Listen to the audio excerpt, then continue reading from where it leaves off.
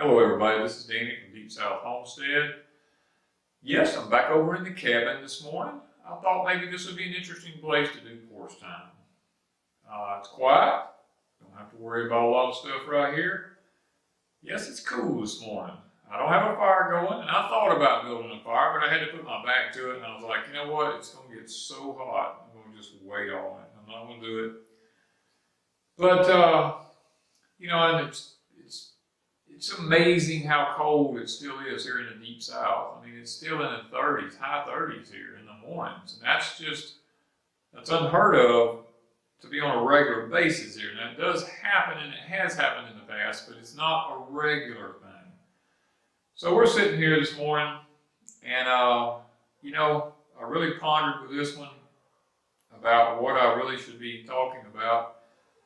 And all week I've kicked around this thing of when that day comes. You know, when we're young and we're full of energy, we're in our teens, we're in our 20s, or even our 30s, some people even in their 40s, we really don't see the future. And we have a tendency to not really pay that much attention to it when we're young. Because tomorrow, man, we don't never think about tomorrow. Tomorrow will be there for us because we're young. We don't think anything about it. And it's one of those things that, and everything I say, I'm guilty of. Let me say that. I never gave thought to the next day. I didn't think about 5 years down the road, what might happen. I didn't think about 10 years down the road, 20 years down the road. I did think about wanting to retire early so that I could enjoy my life. Now, that was one of the things that I have thought about over the years.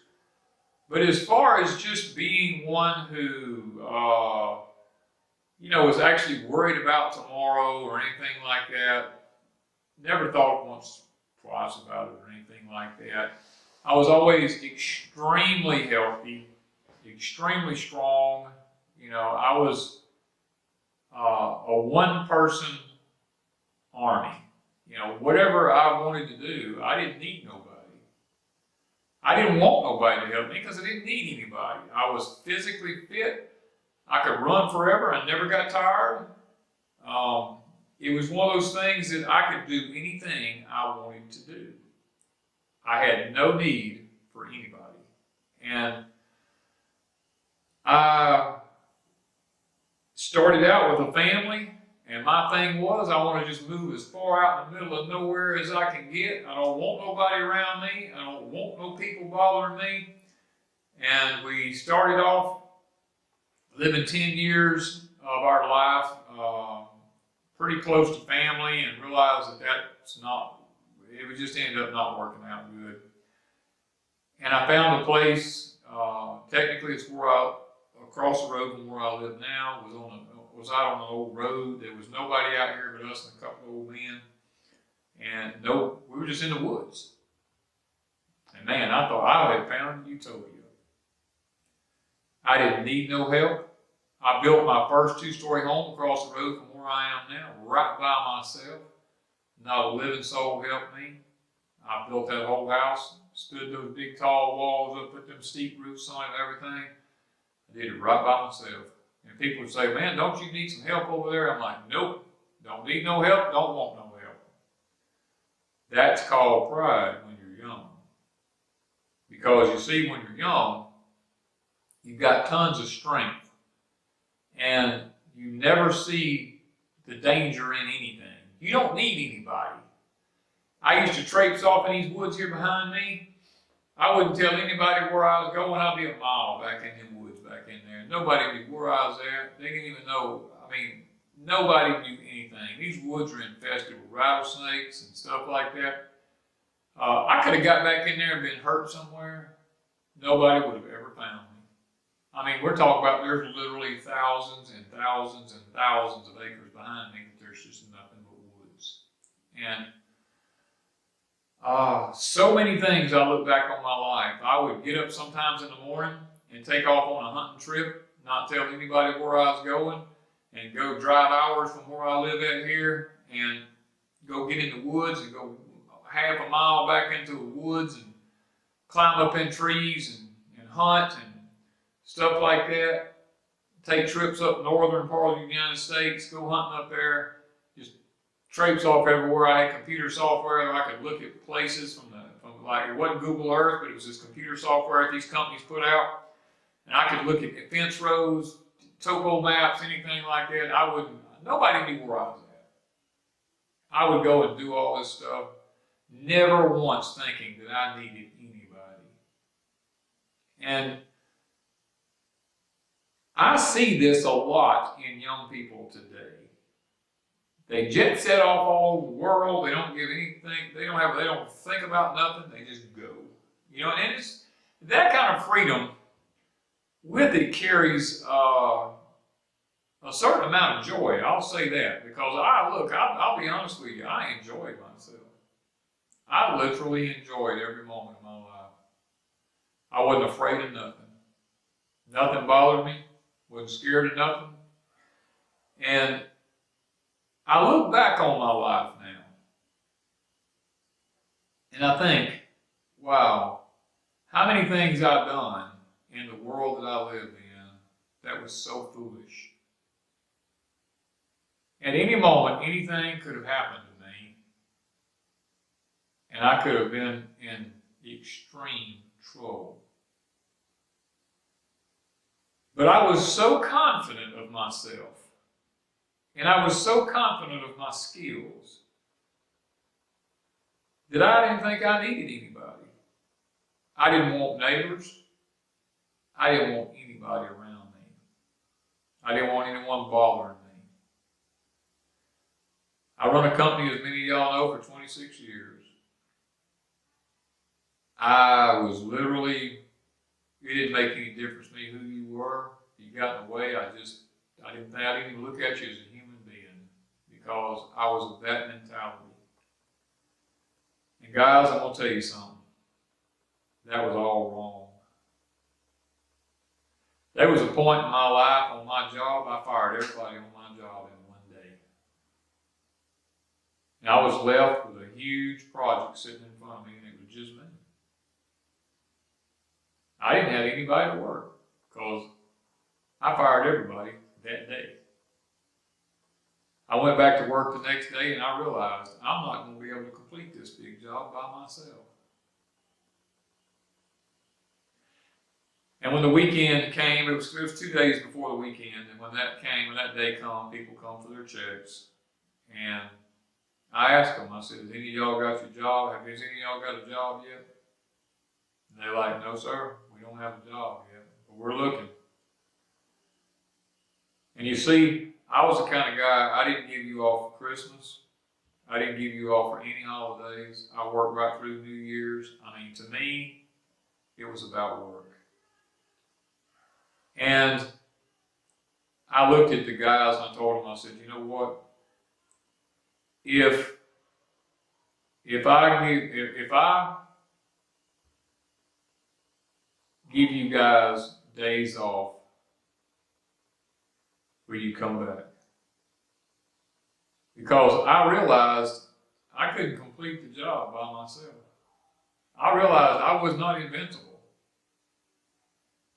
And they talked amongst themselves and they said, well, if we can have some time off for our families,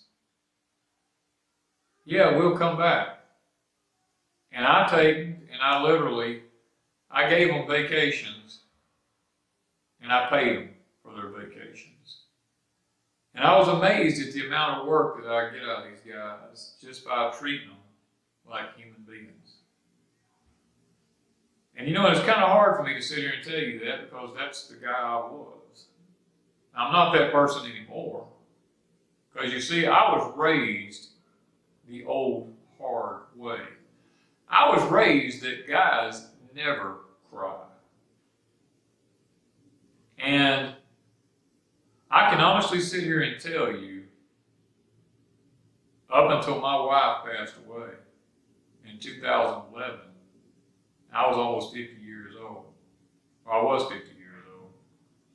I had never cried. I cried when I was a kid because I got my butt tore up, but My daddy raised me, men don't cry. And even to this day, if I see somebody cry and they're an adult, it irritates the heck out of me. But guys, I'm not saying that was right. Because when my wife passed away in my arms, I didn't cry then. I actually didn't cry for weeks later. And the day I cried, my heart went out of rhythm. And I've had heart problems ever since. The doctors told me that I excited a nerve in my heart that had laid dormant for years. He said it happens to some people in their younger years, happens to some people in their older years, and they come through some types of certain trauma, that nerve will get excited, and it will actually cause the heart to go out of rhythm. And they told me, said, I don't want you riding any airplanes anymore. I don't want you doing the fair rides or anything like that. No more being extremely happy, no more being extremely sad. You got to live a monotone life, Danny, if you want to keep your heart squared away. And guys, I did that for several years. But you know what? I come to the realization that to live that life was not living. Every now and then I'll cut up with people and I'll laugh and I'll carry on and I might get sad with somebody, but I pay the price when I do. My heart goes out of rhythm, it messes up so bad, and for days my heart will be it'll just mess up so bad. But you know what? I realize I gotta live. Because you see, when we're young, we don't ever think about what might happen to our health. I got a brother that's paralyzed because a house trailer fell on him when he was a young man, crushed his back. He thought he had his whole life ahead of him to do what he wanted to do. But you know what? When that day comes, everything changes for us. And when that day came for me, it all changed for me.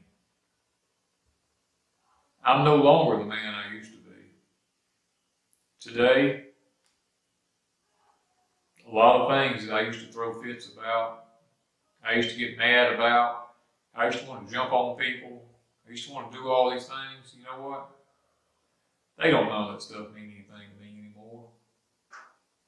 I just want to live. I want to live in peace. I want to live in harmony with as many people as I can. Now, I can't control what other people do, and I'm smart enough to realize that. If they want to get stupid and jump up, down, and holler and scream and, make accusations and do this and do that against me, ain't nothing I can do about that. I just sit back and laugh about how ignorant it is. But that day will come for everybody. There will come that day when you need people.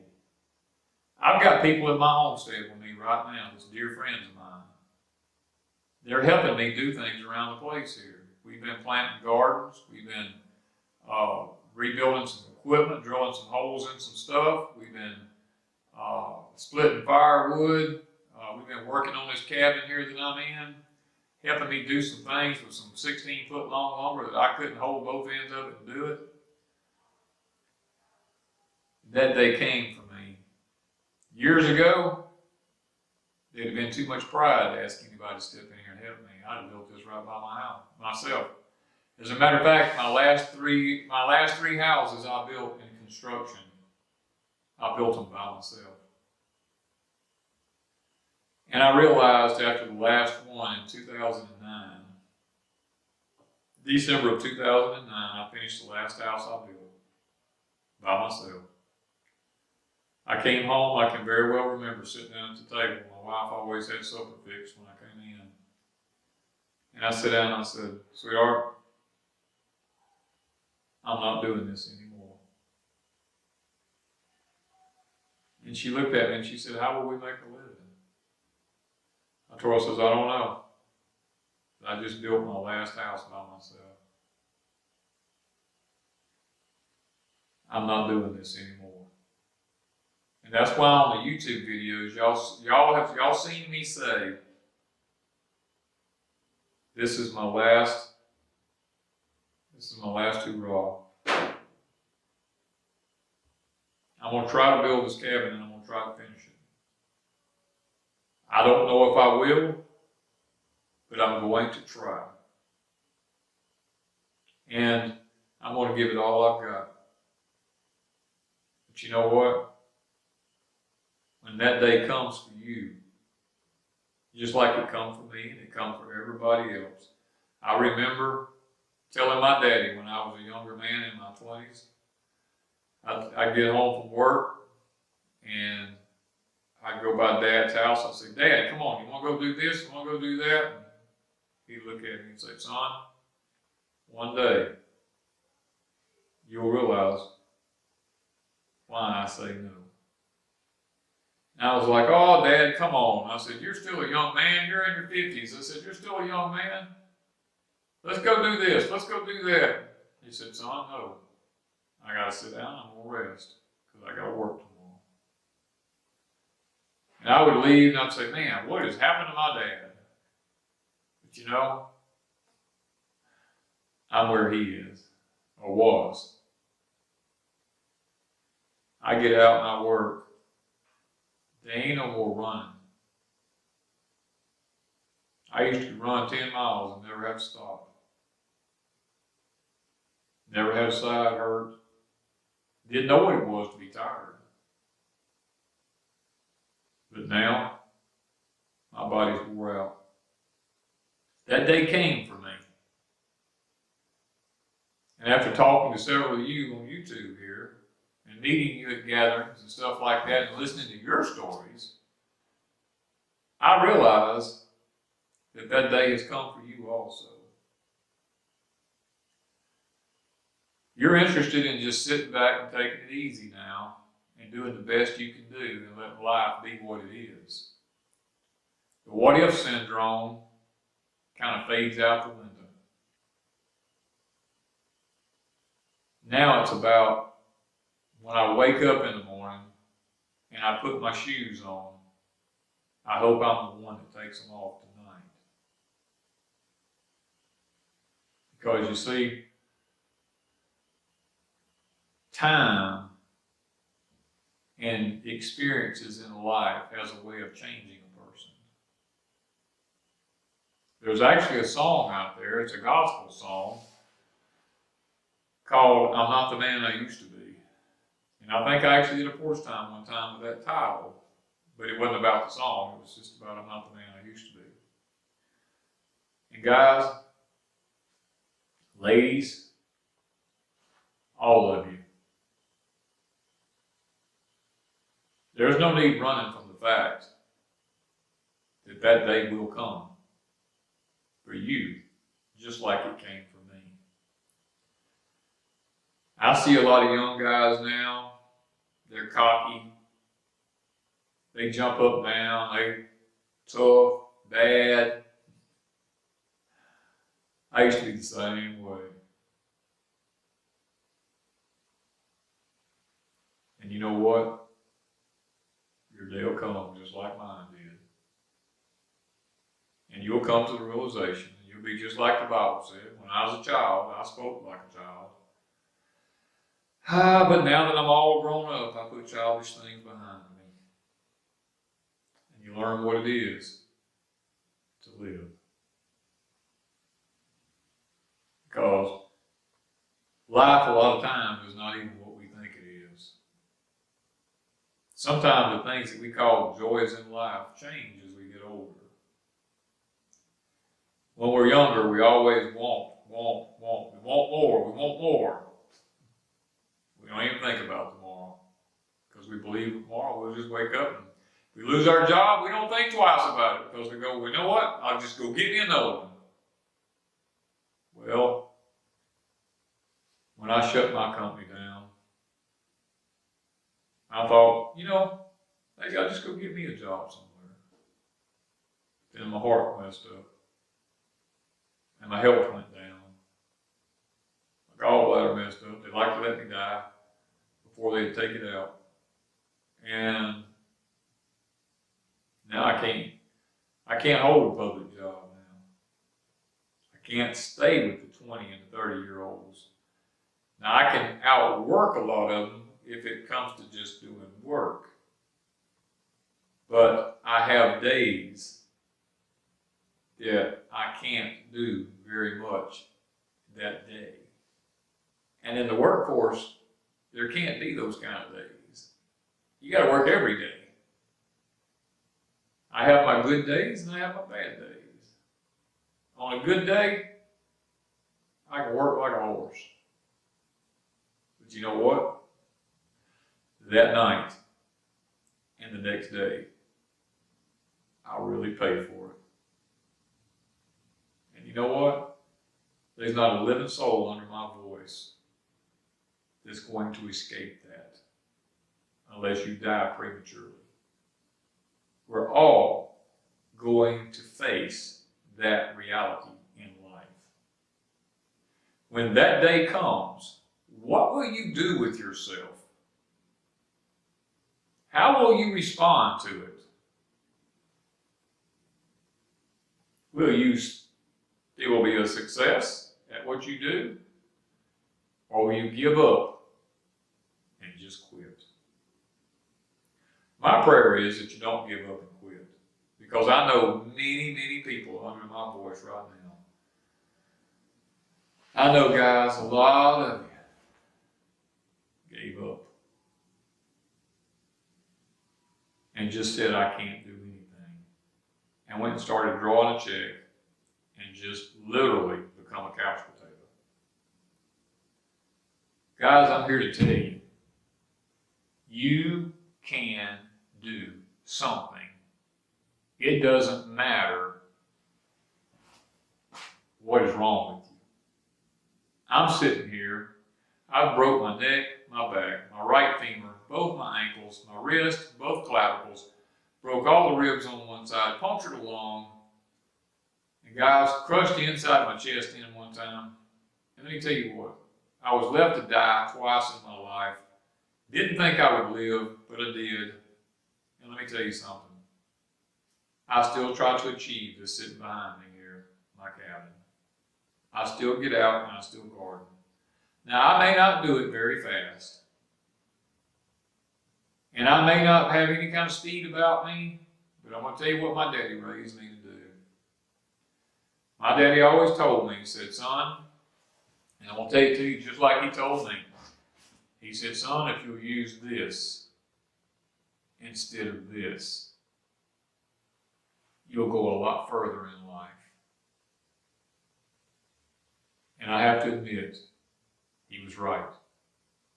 If you use your head more than your back,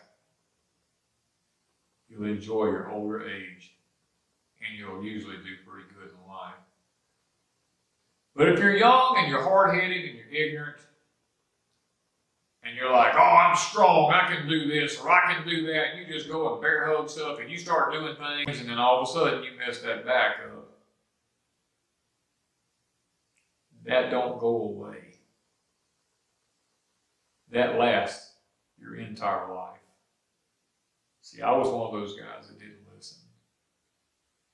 I broke my back, and I broke my neck. I can tell you, there's not a day of my life that goes by that I don't hurt.